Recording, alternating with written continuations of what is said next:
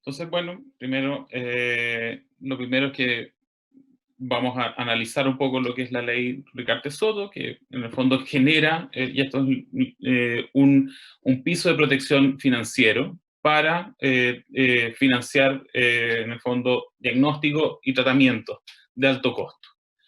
Elementos generales de la ley es que, bueno, el objetivo es justamente generar ese piso de protección financiera, de cobertura, para este tipo de elementos, que son diagnósticos de alto costo que correspondan a exámenes necesarios para la confirmación y tratamientos basados en medicamentos y dispositivos médicos que tienen alto costo. Y esto es importante en el sentido de que eh, en Chile tenemos problemas, por ejemplo, respecto del, y en general en el mundo, cuando estamos frente a tecnologías sanitarias que son de alto costo, estas implican que hay un potencial de llevar a la pobreza a ciertas personas, en la medida que no son capaces de costear con sus recursos o con la protección financiera que normalmente entrega un sistema de salud. Entonces, esto es un apoyo, en el fondo, para este tipo de casos que si no estuviese, podría generar un daño a las personas que tienen estos problemas y que no puedan contar con los recursos suficientes para poder solventar sus tratamientos. Entonces, en ese sentido, es que el espíritu de esto tiene que ver con un poco hacerse cargo de este problema. Eh, por otro lado, a ver, estos son un poco los problemas que están incluidos, van aumentando eh, constantemente, o sea, esto está en proceso de revisión y se van incorporando nuevos tratamientos, así como revisión de los tratamientos de cada uno de los problemas de salud que están ahí incorporados. Eh, los requisitos para obtener cobertura financiera es que, bueno, esto, como algo también se menciona, tiene que ser en una red de prestadores definidos o que estén vinculadas a este sistema o esta ley. No se entrega protección a prestaciones no incluidas, como prestaciones que siendo incluidas no se efectuaron dentro de la red de prestadores designados, con excepción de casos de urgencia, y ahí la ley establece algún tipo de procedimientos en los cuales se tenga que haber realizado algún tipo de acción de salud, no necesariamente está incorporado dentro de la red de prestadores. Eh, y esto, bueno, los tratamientos son para condiciones específicas de salud, básicamente enfermedades como oncológicas o inmunológicas, raras o poco frecuentes. Y esto se establece a partir o a través de un decreto que emana el Ministerio de Salud y suscrito por el Ministerio de Hacienda. Y esto se va reglamentando y se van emitiendo decretos que van ampliando cada una de los problemas de salud que se incorporan, como también la forma en la cual o qué cosas se están cubriendo en cada uno de estos. Eh, para la incorporación de los tratamientos, se tienen que cumplir ciertas condiciones. No es que cualquier tecnología sanitaria que pueda proveer la industria va a ser, en el fondo, cubierta por esto. Tiene que cumplirse ciertos procedimientos. Entonces, por un lado, hay un costo de los diagnósticos y que tiene que haber un umbral que se determina también. eh, los diagnósticos y tratamientos tienen que pasar por una evaluación científica o que es básicamente una revisión de la evidencia de cómo esto cumple o no o se aporta, y ahí hay estudios de costo-efectividad que se piden o estudios que van en el fondo a revisar la evidencia a partir de revisiones de la literatura, qué es lo que se encuentra. Eh, esto, una vez que se hace, se cumple eso, se tiene que generar una recomendación y finalmente se toma la decisión de incorporar. Son más o menos 3 pasos que se tienen que cumplir. Para la determinación del umbral, lo que hay, en el fondo, es que se evalúa cada 3 años mediante un decreto supremo donde se fija un umbral nacional de costo para determinar si un diagnóstico o tratamiento es de alto costo, tomando en el fondo en consideración ciertos elementos relacionados con los ingresos familiares. Además, esto después se tiene que fijar a través en vista con todos los fundamentos, etcétera, se fija a través de un decreto. La evaluación científica, para incluir, en el fondo, los elementos dentro del sistema de protección, incluye un proceso destinado a determinar si los diagnósticos y tratamientos y su respectiva revisión iniciarán el proceso.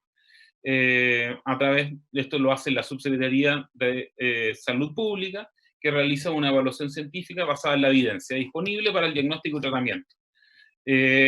Y se toma en consideración también las opiniones y recomendaciones de diagnóstico y tratamiento realizadas por comisiones técnicas asesoras y también por las agrupaciones de pacientes. Y esto está también reglamentado dentro de la ley.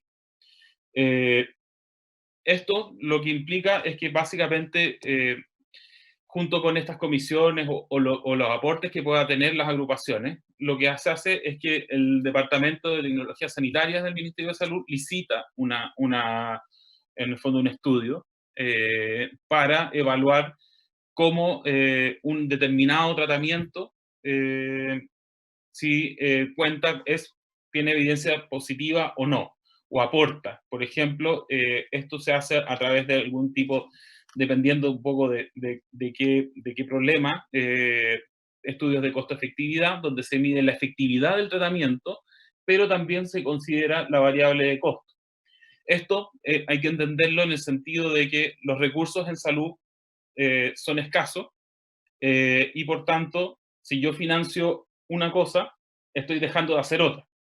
Entonces, la idea es que los tratamientos que se puedan incluir en este marco sean cosas que aporten efectivamente a mejorar las condiciones de vida de los pacientes y también que tengan un costo razonable para el sistema. Esto, posterior a ese proceso, tiene que ser evaluado, en el fondo, los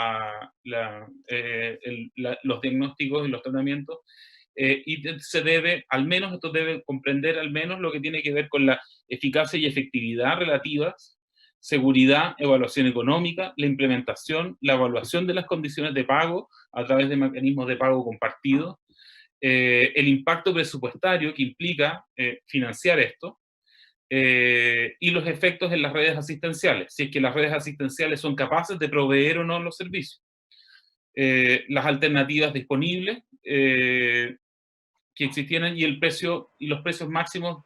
De hecho, incluso también se incorpora a veces la posibilidad de que algunos proveedores puedan poner a disposición ciertos precios. La recomendación de priorización posterior a esta fase es que una vez que se cuenta con esa evaluación de la evidencia, se pasa a una evaluación técnica de esta, a través de, y se analiza y se prioriza sobre la base del valor científico, económico y social del tratamiento. Ese proceso también queda en manos de la Subsecretaría de Salud Pública, que constituye una comisión para recomendación priorizada, para hacer esta recomendación de priorización, que es creada ad hoc por el Ministerio de Salud. La conformación de esto tiene 12 miembros, que tienen que ser del campo de la medicina, salud pública, economía, bioética, derecho sanitario, expertos en fármacos y elementos, y que en el fondo que esté a cargo o que tengan o sea, que sean idóneos para efectos de poder evaluar. Y estos son designados por el Ministerio de Salud previa convocatoria pública. Dentro de esta comisión, la sociedad civil participa a través de los representantes de las agrupaciones de pacientes. Entonces, también dentro de esto está incorporado también las preferencias sociales y las preferencias también de los pacientes. o da espacio para que eso ocurra. Eso no necesariamente es algo que, o sea, es deseable que así sea, pero no necesariamente en todas las políticas se utiliza. Entonces, igual es importante que, por ejemplo, para hacer el auge, si bien se hicieron encuestas, la participación social quedó limitada a la encuesta, no a lo que tenga que ver con que hayan personas de las agrupaciones participando de esto. Entonces, aquí hay un esfuerzo también por incluir también a los pacientes también en la toma de decisión, al menos en esta etapa. Para la formulación de la recomendación, bueno, se tienen que considerar los antecedentes de las ofertas, las potenciales ofertas de los proveedores, y dicha información además puede quedar evidentemente puede ser considerada como confidencial. Y tampoco no es vinculante. Respecto a la decisión, bueno, una vez que hemos considerado la evidencia científica, hemos considerado todos los antecedentes, es que hay una toma de decisión, y esa toma de decisión evidentemente también tiene que ver básicamente con voluntad política, y también con lo que tiene que ver con la sustentabilidad financiera y la capacidad de poder ampliar o no el financiamiento a este tipo de problemas de salud. Entonces, eh, esto es un elemento que, si bien está a posterior, es un elemento que está presente al momento de tomar la determinación de qué cosas son las que se van a incluir o no. Por ejemplo, para la discusión, hay un proyecto de ley que presentó el Ejecutivo en enero para reformar FONASA. Y ahí se planteaba de que se va a reestructurar el plan de salud. Y se toma un poco todo el ejemplo de la ley Ricardo Soto, pero en lo que hizo el Ejecutivo en este proyecto de ley fue cambiar el orden de prioridades. Entonces, la primera prioridad es la evaluación económica y la sustentabilidad financiera, y luego el énfasis sobre la definición de salud y de la participación y la participación social no fue incluida. Entonces, yo diría que este proyecto sí incorpora o sí tiene esta ley ese carácter, y me parece uno de los valores agregados o esenciales que tiene esto. Que en otras ocasiones eso se ha terminado de no incluir. Entonces, yo creo que ese es uno de los aportes más importantes. En esta lámina, más o menos lo que trato de mostrar, estos son los presupuestos que hay disponibles en términos de, estos son miles, están en miles de millones.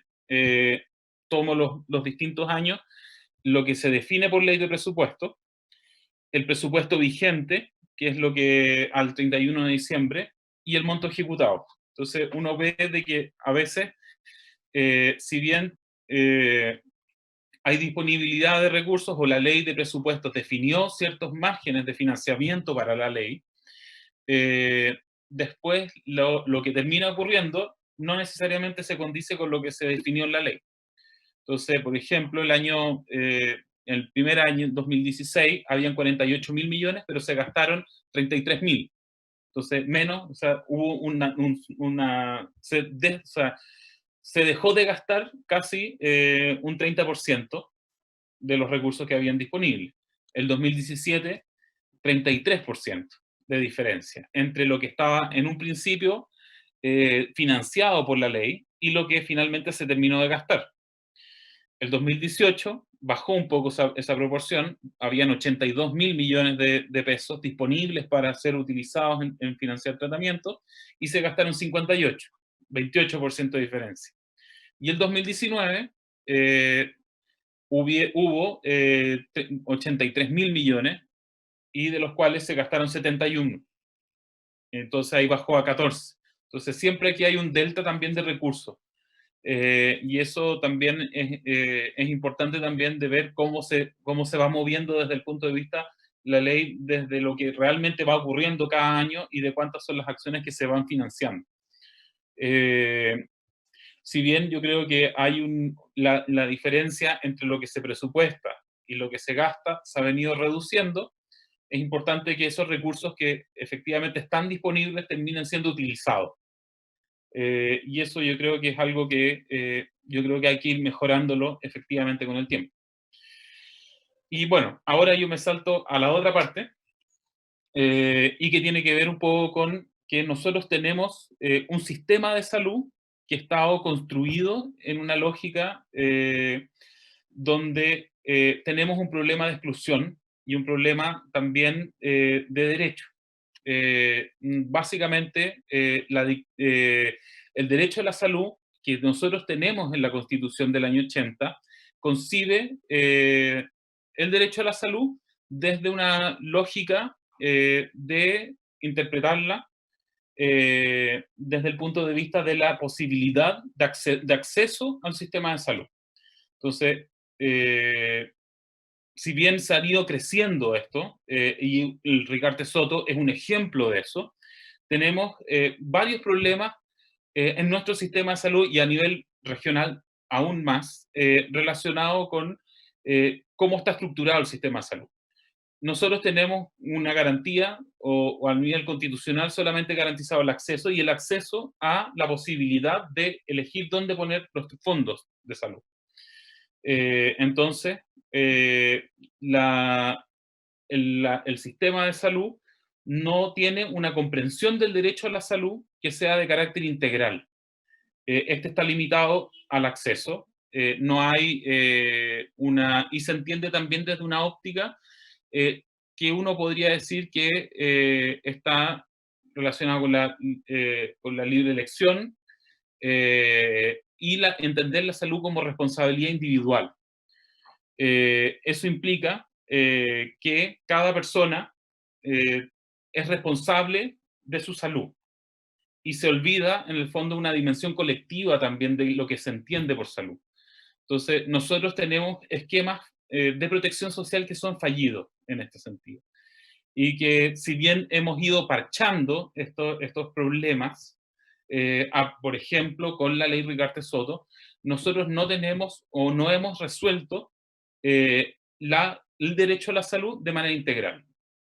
Y las diferencias que hay entre los tratamientos a los cuales puede acceder la población que está en FONASA no es lo mismo que pueda acceder las personas con capacidad de pago. Entonces, básicamente nosotros tenemos un problema que bajo este esquema de libre elección en la Constitución, tenemos un problema que para realizar esa libre elección se requiere capacidad de pago. Y esa capacidad de pago no siempre está. Ley Ricardo Soto trata de ayudar un poco en ese sentido, pero no se resuelve en el conjunto de todos los problemas de salud, sino que solamente aquellos que puedan ingresar. Entonces tenemos aquí un problema.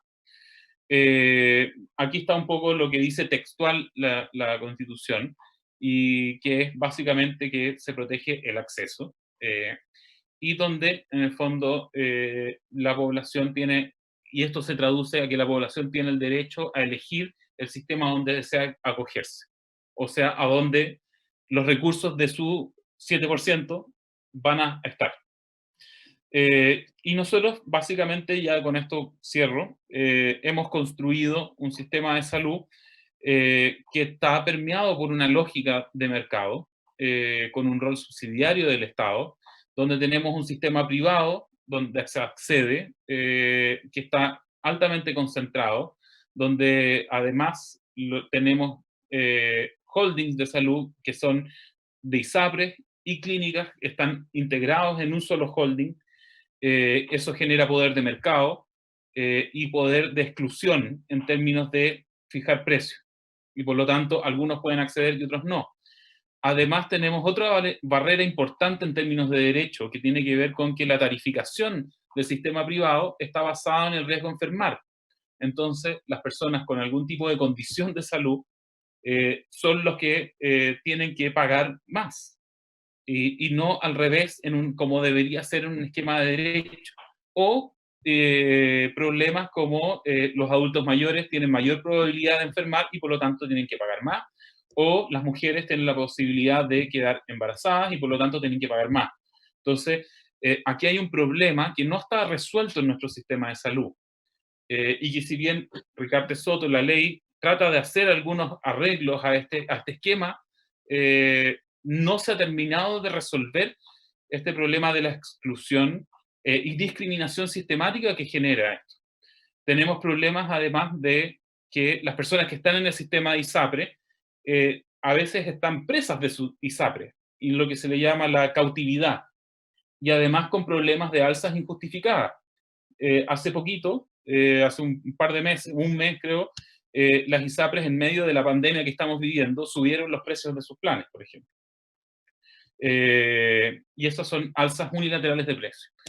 Y eso implica que tenemos un sistema con ausencia de solidaridad, que funciona con seguro a corto plazo. En la medida que las personas van envejeciendo se le cobra más y por lo tanto hay un incentivo a ser expulsada cuando no puede pagar, que nos genera problemas.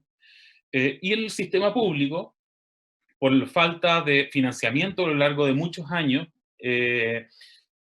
ha venido relacionándose en una lógica, por ejemplo, donde el FONASA le paga al prestador, al hospital, un monto que no es el costo real de la atención. Entonces, por ejemplo, por una enfermedad que a veces no es tan codificada, o no le paga, y el hospital hace esa prestación a deuda, como deuda. Entonces tenemos el problema del endeudamiento de la red, y también, por ejemplo, problemas de una mercantilización constante de esto que hace aumentar los costos de operación también del mismo sistema. Hay un problema también relacionado con que también se ha venido reduciendo, y este problema, a propósito de la pandemia también, a propósito ahora de las camas, etcétera. Por ejemplo, el año 2000 teníamos 3 camas por cada 1000 beneficiarios de FONASA. Hoy día tenemos 1,8. Entonces, todas esas camas que se perdieron durante todos estos años, hoy día lo estamos necesitando, pero eso fue producto de una falta de inversión. Si uno ve, por ejemplo, cómo está repartido el recurso médico, la gran mayoría de los médicos, un 53% o el 53% de las horas totales, está en FONASA o atiende en el sector público de una u otra forma. El problema es que ahí está concentrada 14 millones de personas, y para el sector privado tienes el 47% de las horas médicas, pero para 3 millones de personas o 3 millones y medio de personas. Entonces se producen inequidades estructurales brutales entre ambos sistemas. Y además, si es que uno lo piensa desde el punto de vista no solo entre el público y privado, sino también después, de acuerdo a cómo está distribuido la oferta a nivel territorial, también uno se encuentra en profundos problemas.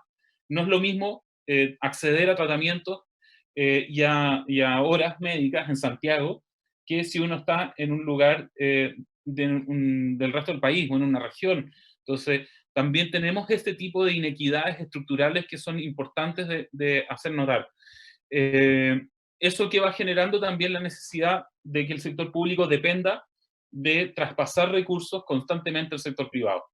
Y son compras porque a veces no tiene la capacidad de poder hacer todas las cosas, tiene que comprar al sector privado. Y con esto cierro, ¿qué es lo que nosotros hemos construido como país? Si bien se ha venido avanzando en términos de cobertura a ciertos problemas, esto no está resuelto. Entonces, lo que puede en alguna enfermedad en particular o con algunos tratamientos avanzarse, implica que en otras cosas tampoco no se ha logrado abordar. Aquí no hay un enfoque integral de lo que entendemos del derecho a la salud, sino que más bien el aspecto más asistencial y curativo, y además ligado siempre a la responsabilidad individual. Con lo cual, y eso implica básicamente que yo accedo a salud en la medida que tengo la capacidad de pago de hacerlo. Y eso implica que nosotros no tenemos un esquema de derechos propiamente tal, y más bien funcionamos en una lógica de sistema de salud que tiende a segmentar a la población de acuerdo a si son más enfermos o más sanos, o si son más ricos o más pobres.